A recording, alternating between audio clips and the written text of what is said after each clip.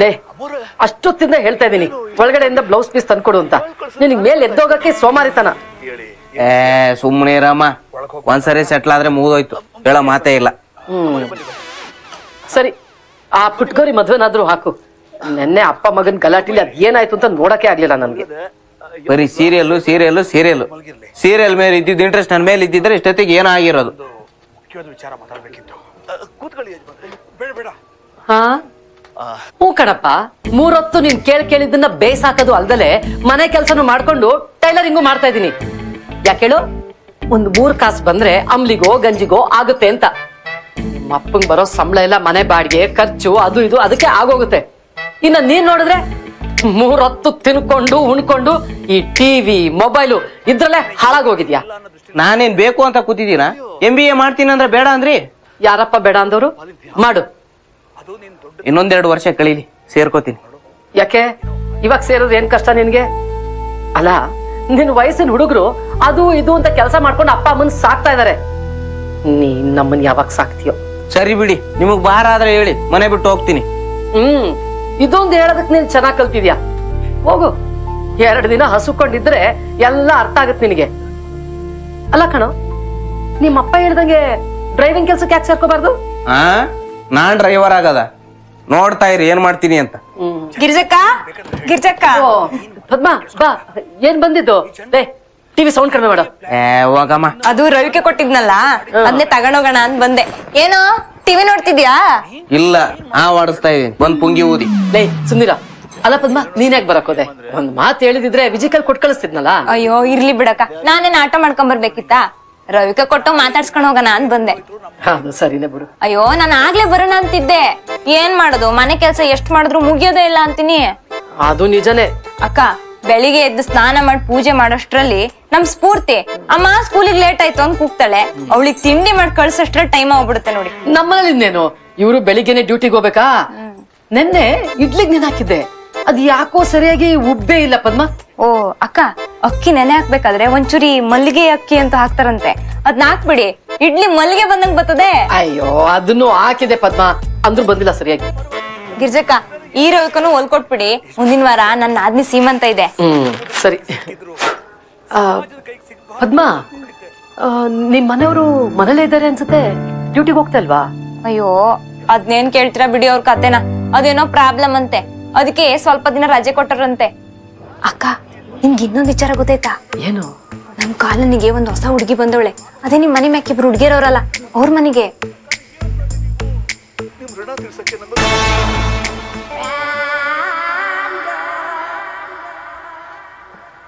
ಹೌದಾ?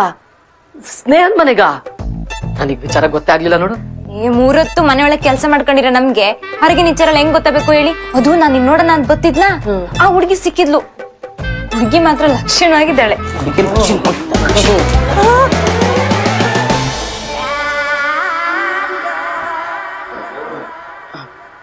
ಯಾವೂರಂತೆ? ಹಾಸನ್ ಹತ್ರ. ಈ ಕೀರ್ತಿ ಇದನ್ನಲ್ಲ, ಅವಳು ಹಿಂದೆನೆ ಓಡೋಗ್ತಿದ್ದ, ನಾನ್ ನೋಡ್ ಓಡೋಗ್ಬಿಟ್ಟ ಕಳ್ಳ. ಅಯ್ಯೋ ಪದ್ಮ, ಈ ಹುಡುಗ್ರೆ ಅಷ್ಟು ಹಸು ಕಂಡ್ರೆ ಓರಿ ಹೋಯ್ತವಲ್ಲ, ಹಂಗ್ ಓಡೋಯ್ತವೆ. ಅದು ಸರಿನೇ ಬಿಡು. ಅಯ್ಯೋ ಪದ್ಮ, ಕಂಡೋರ್ ವಿಚಾರ ನಮ್ಗೆ ಯಾಕೆ ಬಿಡು. ಅದೇನು ಅಂತಾರಲ್ಲ, ಅದು ಅದೇ ಹಂಗೆ. ಪದ್ಮ ಆಂಟಿ, ಅಲ್ಲಿ ಯಾವ ಹುಡುಗಿನೂ ಇಲ್ಲ. ಸುಳ್ಳು ಹೇಳ್ತಿರೋದು.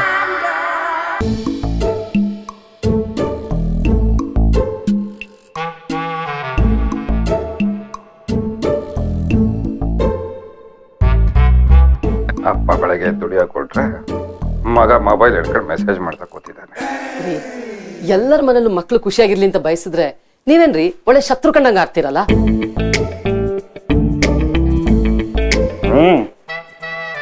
ಫ್ಯೂಚರ್ ಕಾಲೋನಿನೆಲ್ಲ ಕಾಣ್ತಿದ್ಯಲ್ಲ, ಮೇಲ್ಗಡೆ ಇದಾರಲ್ಲ 3 ಜನ ಕೋತಿಗಳು, ಆ ಸಾಲಿಗೆ ಇವನು ಸೇರ್ಕತಾನೆ ಅಷ್ಟೇ. ನನ್ ಮಗನ್ ಯಾಕ್ರಿ ಅವ್ರಿಗೆ ಹೋಲಿಸ್ತೀರಿ? ಕರೆಕ್ಟ್. ಅವ್ರಾದ್ರೆ ಊರಿಂದ ಊರಿಗೆ ಬಂದು ದುಡಿತಾ ಇದಾರೆ.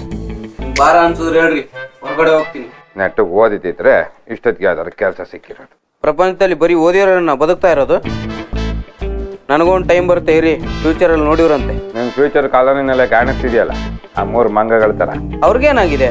ಲೈಫಲ್ಲಿ ಅವ್ರು ಇಷ್ಟ ಬಂದಂಗಿದ್ದಾರೆ. ಇದಾರೆ, ಕುಡ್ಕೊಂಡು ತಿನ್ಕೊಂಡು ಮಜಾ ಮಾಡ್ಕೊಂಡು. ಅದಕ್ಕೆ ಓನರ್ ಬಂದು ಮಾತು ಕುಗ್ದೋಗಿದ್ದು. ನಂಗೊಂದು ಬೈಕ್ ಕೊಡಿಸಿ. ಏನ್ ಸಾಧನೆ ಮಾಡಿದ್ಯ ಅಂತ ಕೊಡಿಸ್ಬೇಕು. ಸಾಧನೆ ಮಾಡ್ಬೇಕಂತಾನೆ ಬೈಕ್ ಕೇಳ್ತಾ ಇರೋದು. ಮೊದಲು ನೆಟ್ಟಗೆ ಕಲಿ, ಆಮೇಲೆ ಬೈಕ್ ಎಲ್ಲ. ನಮ್ಮ ಫ್ರೆಂಡ್ಸ್ ಎಲ್ಲ ಕಾರಲ್ಲಿ ತಿರ್ಗಾಡ್ತಾ ಇದ್ದಾರೆ. ನನ್ನ ಹತ್ರ ನೆಟ್ಟಿಗಿರೋ ಸೈಕಲ್ಲು ಇಲ್ಲ. ಅವ್ರ ಅಪ್ತೀರ್ ಯಾರು BMTC ಬಸ್ ಡ್ರೈವರ್ಗಳಲ್ಲ. ಮತ್ತೆ ಅವ್ರ ಮಕ್ಳು ಅಷ್ಟೇ ನಿನ್ ತರ ಈ ರೀಲ್ಸ್ ಮಾಡ್ಕೊಂಡು ಟೈಮ್ ವೇಸ್ಟ್ ಮಾಡ್ತಿಲ್ಲ. ರೀಲ್ಸ್ ಮಾಡ್ಕೊಂಡೆ ಎಷ್ಟೋ ಜನ ಲೈಫಲ್ಲಿ ಸೆಟ್ಲ್ ಆಗಿದ್ದಾರೆ ಗೊತ್ತಾ ನಿಮ್ಗೆ? ಒಂದ್ಸರಿ ಫೇಮಸ್ ಆಗ್ಬಿಟ್ರೆ ಮುಗೀತು. ಬ್ರಾಂಡ್ಗಳೆಲ್ಲ ಬಂದು ಮನೆ ಮುಂದೆ ಕ್ಯೂ ಹಚ್ಚುತ್ತೆ. ಇಂಥದ್ದೆಲ್ಲ ಬರೀ 4 ದಿನ ಅಷ್ಟೇ. ಮುಂಚೆ ಅದೇನೋ ಇತ್ತಲ್ಲ ಟಿಕ್-ಟಾಕ್, ಅದನ್ನ ಮಾಡಿದವರೆಲ್ಲ ಎಲ್ಲಿದ್ದಾರೆ ಈಗ? ಒಮ್ಮೆ ಏನೋ 1 4 ಲೈಕು 1 4 ಕಾಮೆಂಟ್ ಬರ್ತಿದ್ದಂಗೆನೆ ಏನ್ ದೊಡ್ಡ ಸೆಲೆಬ್ರಿಟಿ ಆಗೋದಿಲ್ಲ. ಕಷ್ಟಪಟ್ಟು ಸಂಪಾದಿಸದೇನೆ ಅದು ಉಳಿಯೋದು. ಅಮ್ಮ, ಫ್ರೀ ಅಡ್ವೈಸ್ ಬಿಟ್ಟು ಬೈಕ್ ಯಾವ ಕೊಡ್ತಾರೆ ಹೇಳಿ? ಓಡಾಡೋದಕ್ಕೆ ಗೌರ್ಮೆಂಟ್ ಬಸ್ ಇದೆ, ಅದಕ್ಕೆ ಫ್ರೀ ಪಾಸು ಇದೆ. PUC ಪಾಸ್ ಮಾಡಿ ಏನು ದಬ್ಬಾಗ್ದಲೆ ಮನೇಲಿ ಕೂತಿದ್ದಾನೆ, ಅಟ್ಲೀಸ್ಟ್ ಆ ಪಾಸ್ನಾರು ಉಪಯೋಗಿಸು. ಗಿರ್ಜಾ, ಈಗಲೂ ಹೇಳ್ತಾ ಇದ್ದೀನಿ, ಇವನು ಓದಂತೂ ಏನು ದಬ್ಬಾಕೋದಿಲ್ಲ. ನಮ್ಮ ಡಿಪಾರ್ಟ್ಮೆಂಟಲ್ಲೇ ಒಂದು ಕಂಡಕ್ಟರ್ ಕೆಲಸ ಕೊಡಿಸ್ತೀನಿ, ಅದನ್ನಾರು ನೆಟ್ಟಿಗೆ ಮಾಡ್ಕೊಂಡಿರೋಕೆ ಹೇಳು. ಇಲ್ಲ ಅಂದ್ರೆ ಅದೇನೋ ಮನೆ ಬಿಟ್ಟು ಹೋಗಿ ದಬ್ಬಾಕ್ತೀನಿ ಅಂದಲ್ಲ, ಕೊನೆ ಮಾತಾ? ಕೊನೆದು ಇದೆ, ಮೊದಲನೇದು ಇದೆ. ಆಯ್ತು, ಬೈಕ್ ಹೇಗೆ ತಗೋಬೇಕು ಅನ್ನೋದು ನನಗೆ ಗೊತ್ತು, ನಾನು ತಗೋತೀನಿ. ಲೈ, ಮೊದಲು ರಾತ್ರಿ ಎಲ್ಲ ಮೊಬೈಲ್ನಲ್ಲಿ ಏನೇನೋ ನೋಡೋದನ್ನ ನಿಲ್ಸು. ಒಂದು ಊಟ ಇಲ್ಲ ಅನ್ನೋ ತಡ್ಕೊಳ್ಳೋ ಶಕ್ತಿ ಇಲ್ಲ. ಚಾಲೆಂಜ್ ಮಾಡ್ತಾನೆ, ಚಾಲೆಂಜ್. ಪಾಪ ಏನೋ ಆಸೆ ಪಡ್ತಾ ಇದ್ದಾನೆ, ಕೊಡಿಸ್ಬಿಡಿ ಒಂದು ಬೈಕು. ಕೆಲಸ ಮಾಡ್ಕೊಂಡಿರ್ತಾನೆ.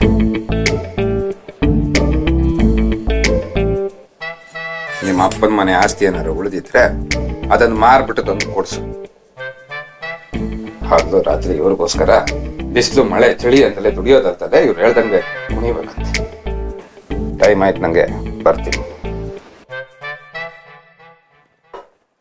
ಲೇ, ಯಾಕೋ ನೀನ್ ಸುಮ್ನೆ ಅವ್ರ ಜೊತೆ ವಾದ ಮಾಡ್ತೀಯಾ? ನಾನು ನಿನ್ಗೆ ಎಷ್ಟು ಸಲ ಹೇಳಿಲ್ಲ?